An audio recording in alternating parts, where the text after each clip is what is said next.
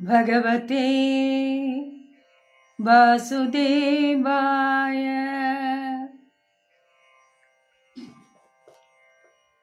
എൻ്റെ പ്രിയ ശ്രോതാക്കളെ, ഇന്ന് ഭൂമണ്ഡലത്തെ കുറേ ഖണ്ഡങ്ങളായി ഭക്തോത്തമന്മാർക്ക് വേണ്ടി ഉള്ളതുപോലെ വിഭജിച്ചിരിക്കുന്നു എന്നും അതിൽ വസിക്കുന്ന ഭക്തജനങ്ങൾ ഏതെല്ലാം രൂപത്തിലുള്ള ഭഗവാനെയാണ് ധ്യാനിക്കുന്നത്, പൂജിക്കുന്നത് എന്നുമാണ് 21-ാം ദശകത്തിൽ നമ്മൾ കേൾക്കാൻ പോകുന്നത്.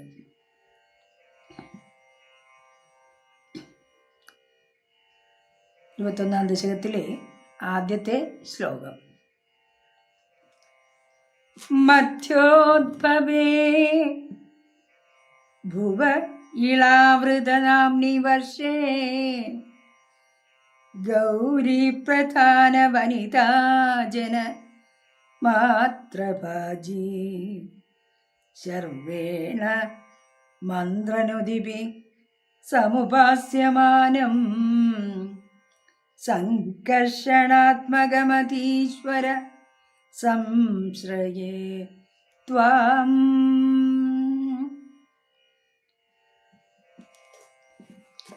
അതായത്, അല്ലയോ ഗുരുവായൂരപ്പ, ഭാഗവതത്തിൽ വളരെ വ്യക്തമായി പറയുന്ന കാര്യങ്ങൾ വളരെ ചുരുക്കിയാണ് നമ്മുടെ ഭട്ടതിരി ഈ ദശകത്തിൽ പറയുന്നത്. അതിൻ്റെ ഒരുപാട് വ്യാഖ്യാതാക്കൾ വളരെ വിപുലമായി തന്നെ വ്യാഖ്യാനിച്ചിട്ടുണ്ട്. എങ്കിലും അതിൽ നിന്നും ഒരു രത്ന ചുരുക്കമാണ് നമ്മളിവിടെ പറയാൻ പോകുന്നത്. ഭൂമണ്ഡലത്തെ ജംബുദ്വീപം, പ്ലക്ഷദ്വീപം, ശാൽമലി ദ്വീപം, കുശദ്വീപം, ക്രൗഞ്ചദ്വീപം, ശാഖദ്വീപം, പുഷ്കരദ്വീപം എന്ന് 7 ദ്വീപങ്ങളായി വിഭജിച്ചിരിക്കുന്നു എന്ന് പറയുന്നു. അവയിൽ മധ്യത്തിലുള്ള ദ്വീപാണ് ജംബുദ്വീപം. ജംബുദ്വീപത്തിലുള്ള 8 പർവ്വതങ്ങൾ ആ ദ്വീപത്തെ 9 ഖണ്ഡങ്ങളായി വിഭജിച്ചിരിക്കുന്നു. ഇവയെ വർഷങ്ങൾ എന്ന് പറയും. ഇളാവൃത വർഷം, രമ്യക വർഷം, ഹിരൺമയ വർഷം, കുരുവർഷം, ഹരിവർഷം, കിംപുരുഷ വർഷം, ഭാരതവർഷം, ഭദ്രാശു വർഷം, കേതുമാല വർഷം എന്നാണ് ഇവയ്ക്ക് പേര് നൽകിയിരിക്കുന്നത്. ഇവയിൽ മധ്യഖണ്ഡമാണ് ഇളാവൃത വർഷം. ഈ ഇളാവൃത വർഷത്തിൻ്റെ പ്രത്യേകത എന്താണെന്ന് വെച്ചാൽ, അവിടെ സ്ത്രീകൾ മാത്രമാണ് അധിവസിക്കുന്നത്. അവരിൽ പ്രധാനിയോ ഗൗരീദേവി, പാർവതീദേവിയാണ്. അവിടെ പുരുഷന്മാർ പ്രവേശിച്ചാൽ അവരും സ്ത്രീകളായി മാറും എന്നാണ് ഗൗരീദേവിയുടെ ഒരു അരുളപ്പാട്. പുരുഷനായി പക്ഷെ ഒരാളുണ്ട്. ആരാണത്? ഗൗരീപതിയായ ശിവൻ. ശിവൻ മാത്രമാണ് അവിടെ ഒരു പുരുഷനായിട്ടുള്ളത്. അദ്ദേഹം മന്ത്രങ്ങളാലും സ്തുതികളാലും സംകർഷണരൂപിയായ ഭഗവാനെ ഉപാസിച്ചു കൊണ്ടിരിക്കുകയാണ്. ശിവനും വിഷ്ണുവിൻ്റെ ഒരു പ്രത്യേക രൂപം. അതായത് സംകർഷണൻ വിഷ്ണുവിൻ്റെ തമോ ഗുണപ്രധാനമായ മൂർത്തിയാണ്. ബലരാമനായി അവതരിച്ച അനന്തൻ ശക്തി നേടുന്നതിനായി ശിവൻ അല്ലെങ്കിൽ ശർവൻ സംകർഷണനെ, അതായത് സംകർഷണ രൂപത്തിൽ ആരാധിക്കുന്നു. അപ്പോൾ ഇളാവൃത വർഷത്തിലെ ഉപാസ്യദേവൻ സംകർഷണനാണ് എന്ന് ചുരുക്കം. മധ്യോദ്ഭവേ ഭുവ ഇളാവൃത നാംനി വർഷേ ഗൗരി പ്രധാന വനിതാ ജനമാത്ര ഭാജി ശർവേണ മന്ത്രനുദിപി സമുപാസ്യമാനം സംകർഷണാത്മകമതീശ്വര സംശ്രയേ ത്വാം.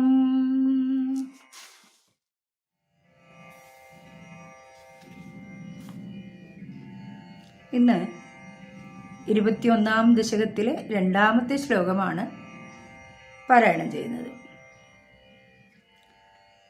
ഭദ്രാശ്വനാമക ഇളാവൃതപൂർവവർഷേ ഭദ്രശ്രവോഭിഋഷിഭി പരിണൂയമാനം കൽപ്പാന്തഗൂഢ നിഗമോദ്ധരണ പ്രവീണം ധ്യായാമി ദേവ ഹയശീർഷതനും ഭവന്തം.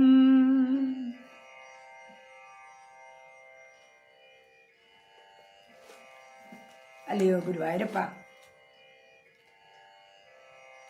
ഇളാവൃത വർഷത്തിന് കിഴക്ക് വശത്തുള്ളതാണ് ഭദ്രാശ്വം എന്ന ഭൂഖണ്ഡം.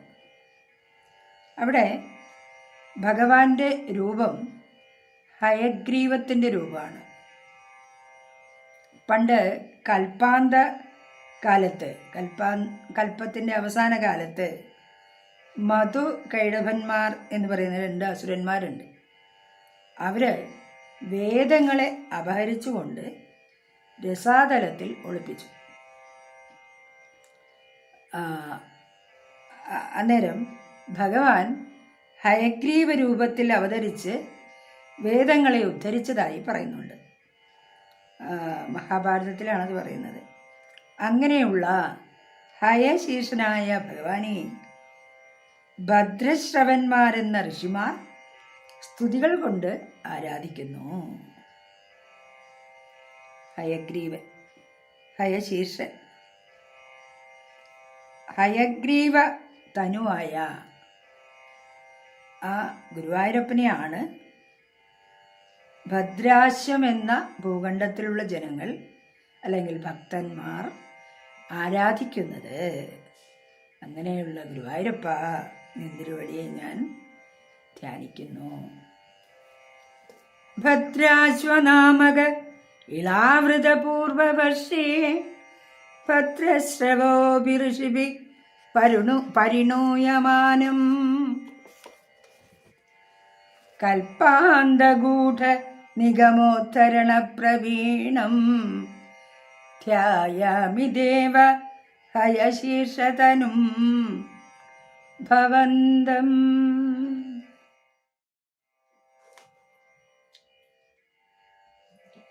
ഇന്ന് 3-ാമത്തെ ശ്ലോകം. ധ്യായാമി ദക്ഷിണഗതേ ഹരിവർഷവർഷേ പ്രഹ്ലാദമുഖ്യ പുരുഷേ പരിസേവ്യമാണം ഉത്തുംഗശാന്ത ധവളാകൃതിമേഘ ശുദ്ധജ്ഞാനപ്രദം നരഹരിം ഭഗവൻ ഭവന്തം.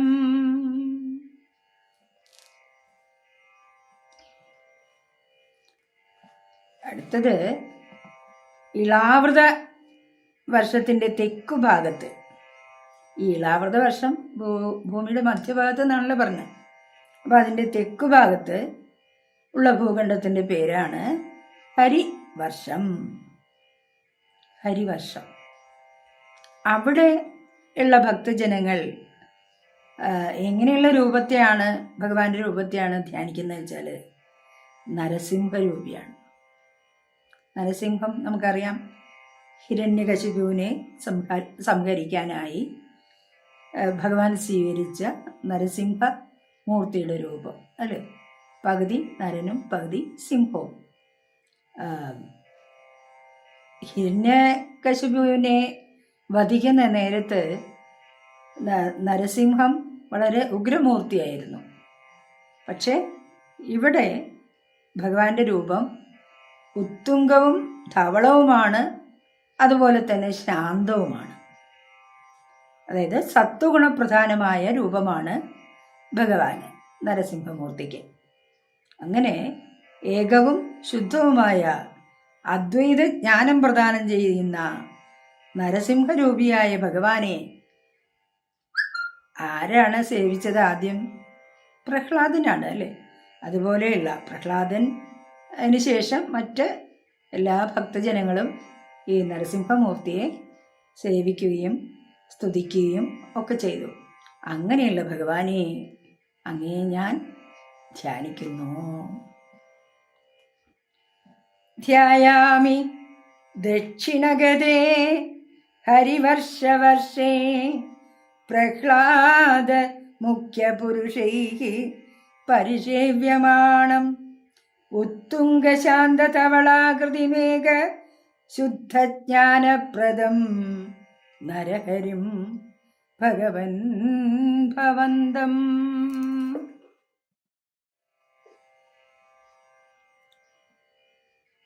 21-ാം ദശകത്തിലെ 4-ാമത്തെ ശ്ലോകമാണിന്ന്. വർഷേ പ്രതീജി ലളിതാത്മനി കേതുമാലേ ലീലാവിശേഷലളിത സ്മിതശോഭനാംഗം ലക്ഷ്മ്യാ പ്രജാപതി സുതേശ നിഷേവ്യമാണം തസ്യാ പ്രിയായ ധൃതകാമധനും ഭജേ ത്വാം.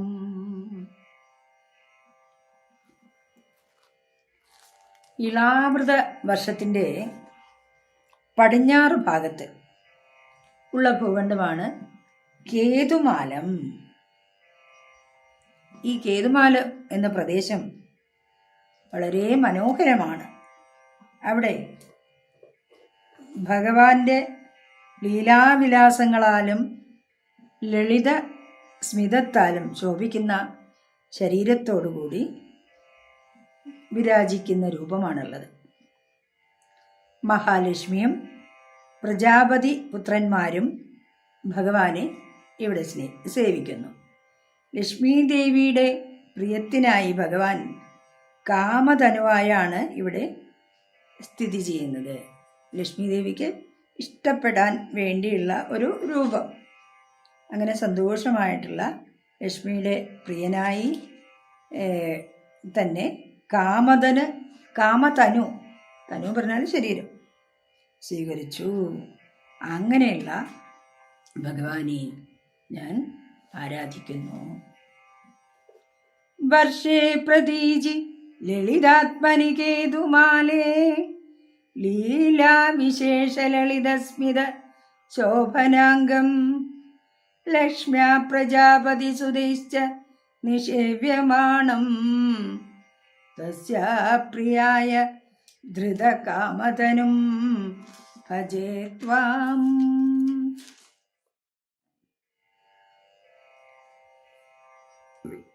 ഇരുപത്തിയൊന്നാം ദശകത്തിലെ 5-ാമത്തെ ശ്ലോകം.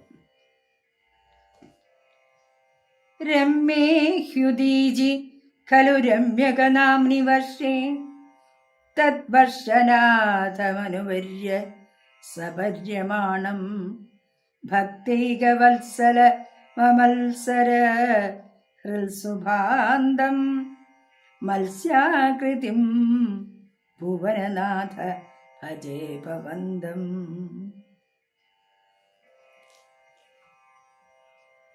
ഇളാവൃതത്തിന് വടക്കു ഭാഗത്തായി ഉള്ള ഭൂഖണ്ഡമാണ് രമ്യകം.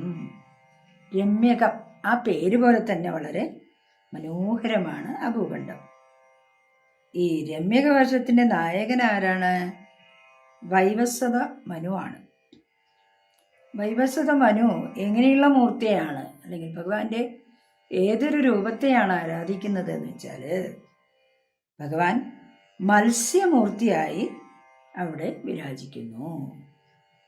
മത്സ്യാകൃതി സ്വീകരിച്ച ഭഗവാൻ ഭക്തന്മാരിൽ അത്യന്തം വാത്സല്യമുള്ളവനും നിർമ്മത്സരന്മാരുടെ ഹൃദയത്തിൽ പ്രകാശിക്കുന്നവനുമാണ്.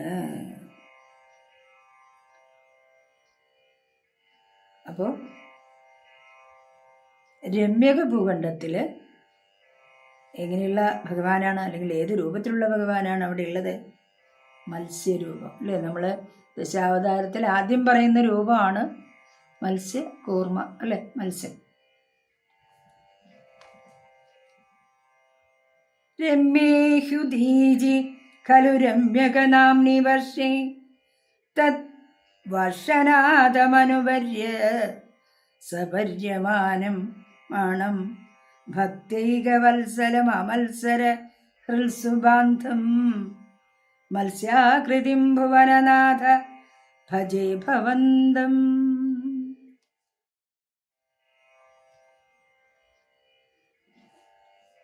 ഇന്ന് 21-ാം ദശകത്തിലെ 6-ാമത്തെ ശ്ലോകമാണ്.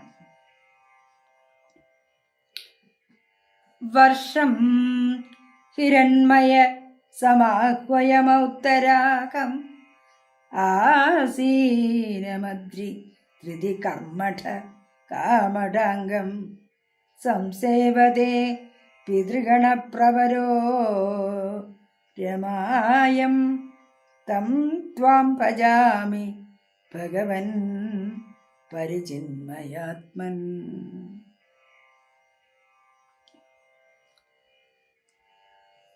പരചിന്മയാത്മൻ, പരചിന്മയാത്മനും ഭഗവാനുമായ ഗുരുവായൂരപ്പ, വടക്ക് വശത്തുള്ള ഹിരൺമയം എന്ന് പേരുള്ള ഭൂഖണ്ഡത്തെ പ്രാപിച്ചിരിക്കുന്നവനും പർവ്വതത്തെ താങ്ങുന്നതിന് സമർത്ഥമായ ആമയുടെ ശരീരമുള്ളവനും പിതൃഗണങ്ങളിൽ ശ്രേഷ്ഠനായ അര്യമാവിനാൽ സേവിക്കപ്പെടുന്നവനുമായ നിന്തിരുവടിയെ ഞാൻ ഭജിക്കുന്നു. അതായത് രമ്യക വർഷമാണല്ലോ നമ്മളിപ്പോൾ പറഞ്ഞത്. അതിൻ്റെ വടക്കു ഭാഗത്ത് ഉള്ള ഭൂഖണ്ഡമാണ് ഹിരൺമയം.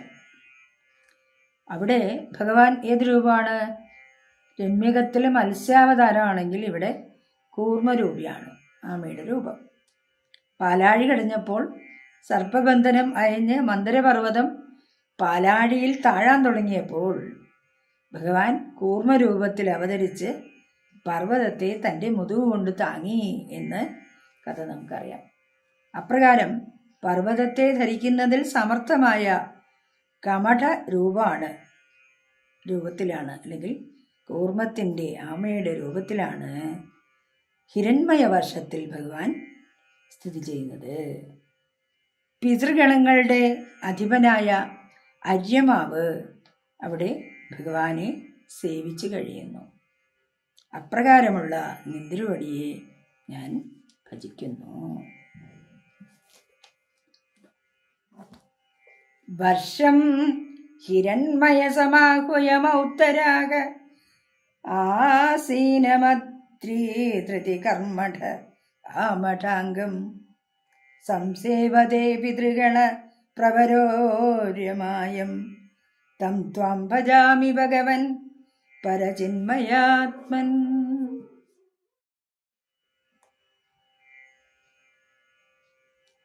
ഇന്ന് 7-ാമത്തെ ശ്ലോകമാകട്ടെ. കിഞ്ചോത്തരേഷു കുരുഷു പ്രിയയാദരണ്യ സംസേവിതോ മഹിതമന്ത്രനുതി പ്രഭേദൈഃ ദംഷ്ട്രാഗ്ര ഘൃഷ്ട ഘന പൃഷ്ട ഗരിഷ്ടവർഷ്മാ ദംഷ്ട്രാഗ്ര ഘൃഷ്ട ഘന പൃഷ്ട ഗരിഷ്ടവർഷ്മാ ത്വം പാഹി വിജ്ഞനുതവയജ്ഞവരാഗ മൂർത്തേ.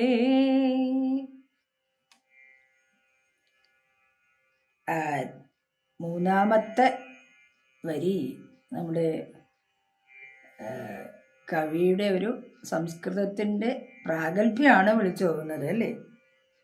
വളരെ ഗംഭീരമായിട്ടുള്ള പദങ്ങളാണ്.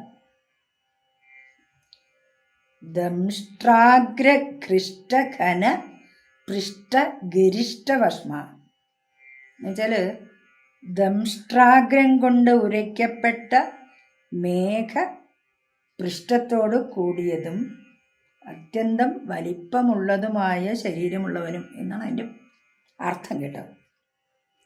ഇവിടെ ജംബുദ്വീപത്തിൻ്റെ വടക്കു ഭാഗത്തായി ഉത്തര കുരുവർഷം സ്ഥിതി ചെയ്യുന്നു.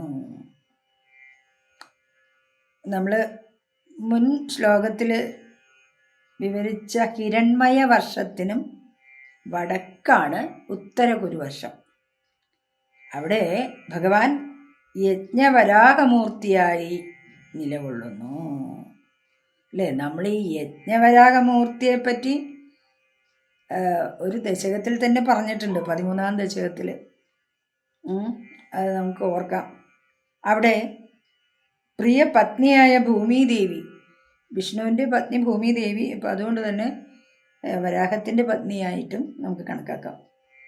മന്ത്രങ്ങൾ കൊണ്ടും സ്തോത്രങ്ങൾ കൊണ്ടും ഭഗവാനെ ആരാധിക്കുകയാണ്. ഈ തേറ്റകളുടെ അറ്റം മേഘങ്ങളിൽ ഉരസത്തക്കവണ്ണം വലിപ്പമുള്ളതാണ് ഭഗവാന്റെ ദിവ്യമായ വരാഹ ശരീരം. അല്ലേ? ഉത്തര കുരുവർഷത്തിൽ വരാഹമൂർത്തിയായി വിരാജിക്കുന്ന അല്ലയോ ഗുരുവായൂരപ്പ, ഞങ്ങൾ അവിടുത്തെ ഭജിക്കുന്നു, ഞങ്ങളെ രക്ഷിക്കണമേ. കിഞ്ചോത്തരേഷു കുരുഷു പ്രിയയാധരണ്യ സംസേവിതോ മഹിതമന്ത്രനുതി പ്രഭേദൈഃ ദംഷ്ട്രാഗ്ര ഘൃഷ്ടഘന പൃഷ്ടഗരിഷ്ടവർഷ്മാ ത്വം പാഹി വിജ്ഞനുത യജ്ഞവരാഹമൂർത്തേ.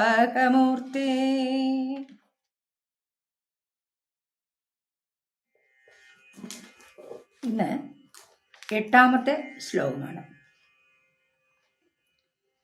യാം യാം ദിശം ഭജത കിം പുരുഷാഖ്യവർഷേ സംസേവിതോ ഹനുമതാ ദൃഢഭക്തിഭാജാ സീതാഭിരാമ പരമാദ്ഭുത രൂപശാലീ രാമാത്മക പരിലസൻ പരിപാഹി വിഷ്ണു.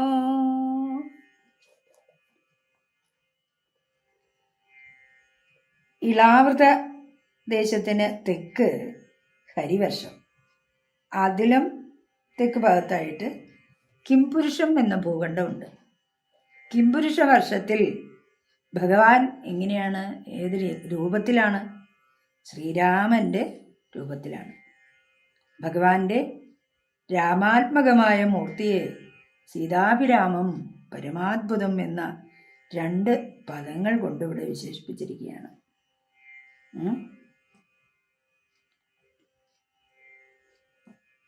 സീതയ്ക്ക് അഭിരമണീയമായത്, സീതാദേവിയെ ആകർഷിച്ചത് എന്ന പ്രയോഗം കൊണ്ട് എന്ത് പറയാം, സീതാസമേതനായാണ് ശ്രീരാമമൂർത്തി കിംപുരുഷ വർഷത്തിൽ വിരാജിക്കുന്നത്.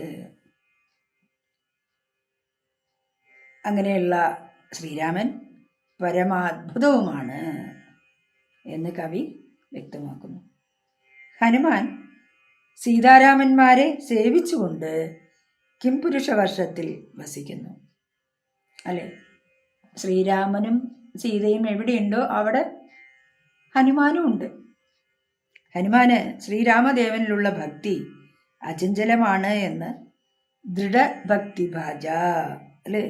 ദൃഢഭക്തിഭാജ എന്ന പ്രയോഗം കൊണ്ട് നമുക്ക് കവി മനസ്സിലാക്കി തരുന്നുണ്ട്. അപ്പോൾ സീതാസമേതനായ രാമനെയാണ് ഹനുമാൻ സേവിക്കാൻ ഇഷ്ടപ്പെടുന്നത് എന്ന് ചുരുക്കം. അപ്രകാരം കിംപുരുഷ വർഷത്തിൽ രാമാത്മകനായി സീതാസമേതനായ ശ്രീരാമനായി വിരാജിക്കുന്ന ഗുരുവായൂരപ്പ, അവിടുന്ന് ഞങ്ങളെ രക്ഷിക്കണമേ. യാം യാം ദിശം ഭജത കിം പുരുഷാഖ്യവർഷേ സംസേവിതോ ഹനുമതാ ദൃഢഭക്തിഭാജാ സീതാഭിരാമ പരമാത്ഭുതരൂപശാലി രാമാത്മക പരിലസൻ പരിപാഹി വിഷ്ണു.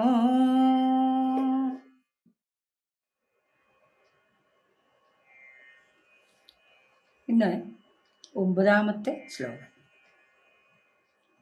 ശ്രീനാരദേന സഹ ഭാരത ഖണ്ഡമുഖീസ്ത്വം സാഖ്യയോഗനുദിപി സമുപാസ്യമാനഃ ആകൽപകാലമിക സാധുജനാഭിരക്ഷി നാരായണോ നരസക പരിപാഹി ഭൂമൻ. എല്ലാ ഐശ്വര്യമഹിമയുമുള്ള ഭഗവൻ ഈ ഭാരതവർഷത്തിൽ ഭാരതഖണ്ഡ മുഖ്യന്മാരോടുകൂടിയ ശ്രീ നാരദനാൽ സാഖ്യയോഗ നദികളാൽ സവിശേഷമായി ഉപാസിക്കപ്പെടുന്നവനും സാധുജനങ്ങളെ അഭിരക്ഷിക്കുന്നവനും നരസഖനുമായ ആ നാരായണ നിന്തിരുവടി കൽപ്പകാലത്തോളം രക്ഷിക്കണമേ. അതായത് അടുത്തത് ഭാരത വർഷത്തെക്കുറിച്ചാണ്. ഭാരതവർഷം പുണ്യക്ഷേത്രവും കർമ്മക്ഷേത്രവുമാണ്. ഇവിടെ ഈശ്വരപ്രാപ്തിക്ക് ഉതകുന്ന പല യോഗവിദ്യകൾ പ്രചാരത്തിലുണ്ട്. സാഖ്യം തുടങ്ങിയ യോഗശാസ്ത്രങ്ങളിൽ പ്രാഗൽഭ്യമുള്ള പല ഋഷിമാരും ആചാര്യന്മാരും പണ്ഡിതന്മാരുമുണ്ട്. അവരോടൊപ്പം സർവശാസ്ത്ര വിശാരദനായ ശ്രീ നാരദൻ ഭഗവാനെ ഉപാസിക്കുന്നു. സാഖ്യയോഗനുതിഭിഹി എന്ന് പറയുന്നുണ്ട്. അപ്പോൾ സർവ യോഗശാസ്ത്ര വിശാരദനായ നാരദനോടൊപ്പം ഭാരതഖണ്ഡത്തിലെ മുഖ്യന്മാരായ ഋഷിമാരും ആരെ സ്തുതിക്കുന്നു? നരസഖനായ നാരായണനെ ഇവിടെ സ്തുതിക്കുകയാണ്. അങ്ങനെ സാധുജനാഭിരക്ഷിയായ ഭഗവാനെ അവിടുന്ന് ഞങ്ങളെ രക്ഷിക്കണമേ ആണ് ഇതിൻ്റെ ചുരുക്കം. ഒരുപാട് കാര്യങ്ങൾ ഇതിൽ പറയാൻ കഴിയും, എങ്കിലും ചുരുക്കത്തിൽ ഇതാണ് അതിൻ്റെ ഒരു അർത്ഥം. ശ്രീനാരദേന സഹ ഭാരതഖണ്ഡമുഖ്യൈഃ ത്വം സാഖ്യയോഗനുദിഭിः സമുപാസ്യമാനഃ ആകൽപകാലമിഹ സാധുജനാഭിരക്ഷി നാരായണോ നരസക പരിപാഹി ഭൂമൻ.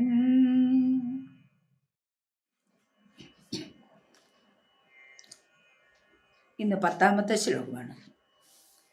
പ്ലാക്ഷേർക്കരൂപമയി ശാൽമല ഇന്ദുരൂപം ദീപേ ഭജന്തി കുശതാമനി വന്യരൂപം ക്രൗഞ്ചേംബുരൂപമത വായുമയം ച ശാകേ ത്വാം ബ്രഹ്മരൂപമയി പുഷ്കര നാംനി ലോകാഃ.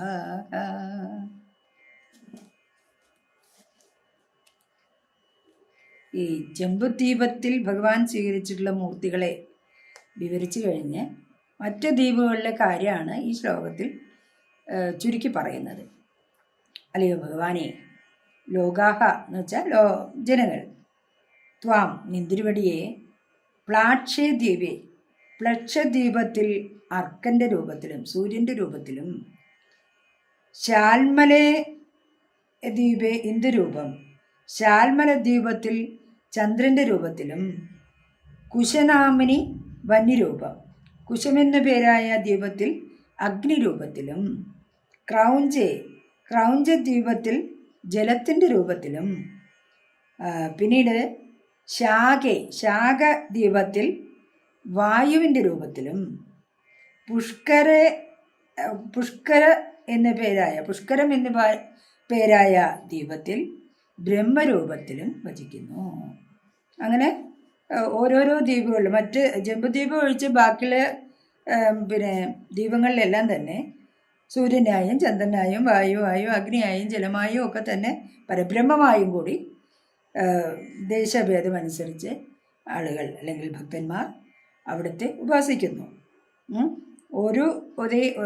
എങ്ങനെ ആരാധിച്ചാലും എല്ലാം അവിടുത്തെ ചൈതന്യത്തെ ആരാധിക്കുന്ന പോലെ തന്നെയാണ്, പരബ്രഹ്മത്തെ ആരാധിക്കുന്ന പോലെ തന്നെയാണ്.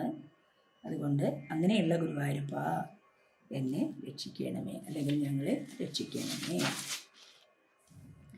പ്ലാക്ഷേർക്കരൂപമയി ശാൽമരയിന്ദുരൂപം ദീപേ ഭജന്തി കുശനാമനി വന്യരൂപം ക്രൗഞ്ചേംബുരൂപമതവായുമയം ചാകേ ത്വാം ബ്രഹ്മരൂപമയി പുഷ്കര നാംനി ലോകാഃ.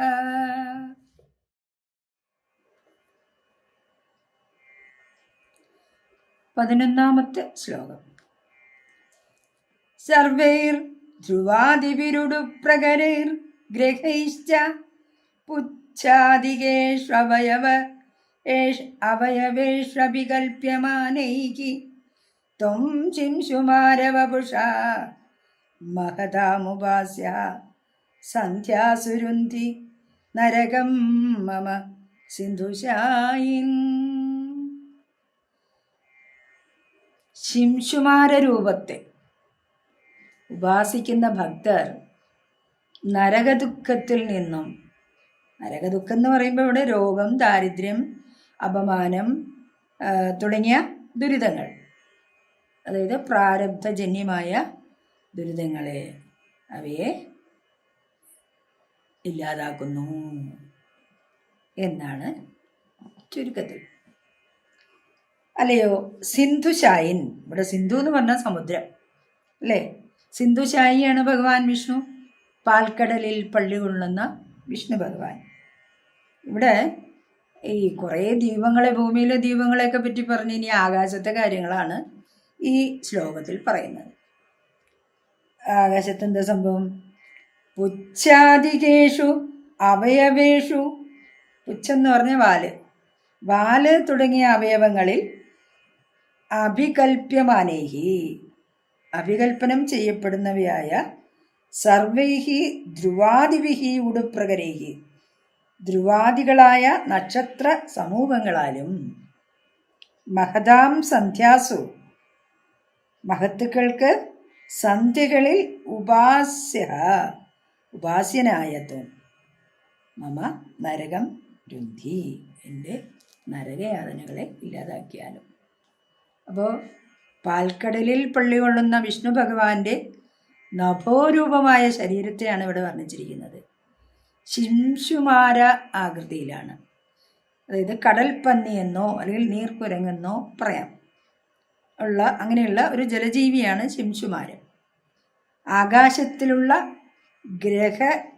താരകാദികളായ ഗ്രഹങ്ങൾ, നക്ഷത്രങ്ങൾ തുടങ്ങിയ ജ്യോതിസ്സുകൾ ശിംശുമാരത്തിൻ്റെ വിവിധ അവയവങ്ങളിൽ സ്ഥിതി ചെയ്യുന്നതായി സങ്കല്പിച്ചിരിക്കുന്നു. ആകാശത്ത് കാണുന്ന നക്ഷത്രങ്ങളും ഗ്രഹങ്ങളും എല്ലാം തന്നെ എന്താ പറയുക, തിളങ്ങി ശിംശുമാര ആകൃതിയിൽ ഇരിക്കുന്ന ഭഗവാന്റെ രൂപത്തെ പ്രകാശമാനമാക്കുന്നു. ഭൂമിയുടെ നേർക്ക് ശിരസാക്കി സ്ഥിതി ചെയ്യുന്ന ഈ ജലജീവിയുടെ വാലിൻ്റെ അറ്റത്ത് ധ്രുവ നക്ഷത്രവും കീഴോട്ട് വിവിധ ദേവമൂർത്തികളും ശരീരഭാഗങ്ങളിൽ മറ്റ് താരാഗണങ്ങളും സ്ഥിതി ചെയ്യുന്നതായി സങ്കല്പിക്കുകയാണ്. അപ്രകാരം ജ്യോതിർലോകം മൊത്തം ശരീരമായുള്ള ശിംശുമാര രൂപത്തിലുള്ള ഭഗവാനെ മഹാന്മാർ സന്ധ്യാസമയത്ത് ഉപാസിക്കുന്നു. അങ്ങനെയുള്ള ഭഗവാൻ ഞങ്ങളുടെ ദുരിതങ്ങളെ അകറ്റണമേ ഗുരുവായൂരപ്പ. സർവൈർ ധ്രുവാദിവിരുടുപ്രകരൈർ ഗ്രഹൈശ്ച പുച്ഛാദികേഷ്വവയവേഷ്വവികൽപ്യ മാനൈഃ ത്വം ശിംശുമാരവപുഷാ മഹതാമുപാസ്യ സന്ധ്യാസുരുന്ധി നരകം മമ സിന്ധുശായിൻ.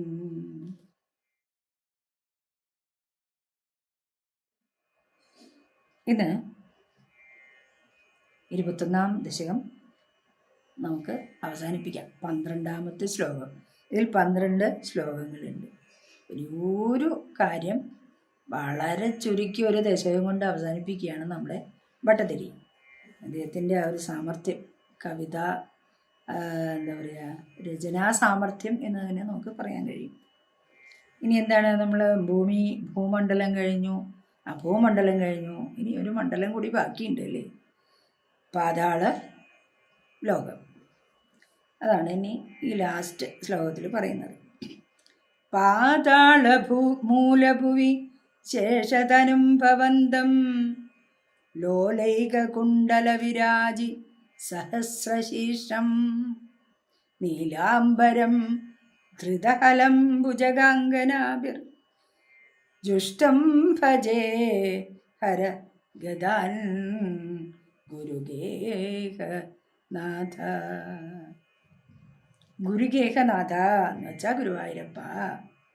പാതാളമൂലഭുവി, പാതാളത്തിൻ്റെ അടിഭാഗത്ത് ലോകൈക കുണ്ടല വിരാജി സഹസ്രശേഷം, ഇളകുന്ന ഒരു കുണ്ടലം കൊണ്ട് പ്രകാശിക്കുന്ന 1000 ശീർഷമുള്ളവനും, നീലാംബരം നീല നിറമുള്ള വസ്ത്രം ധരിച്ചവനും, ധൃതഹലം കലപ്പ ധരിച്ചവനും, ഭുജഗാംഗനാഭിഹി സർപ്പസ്ത്രീകളാൽ ജുഷ്ടം സേവിക്കപ്പെടുന്നവനും, ശേഷതനും ആദിശേഷ ശരീരം സ്വീകരിച്ചവനും ആയ ഭവന്തം എന്തിരുവടിയെ ഞാൻ ഭജിക്കുന്നു.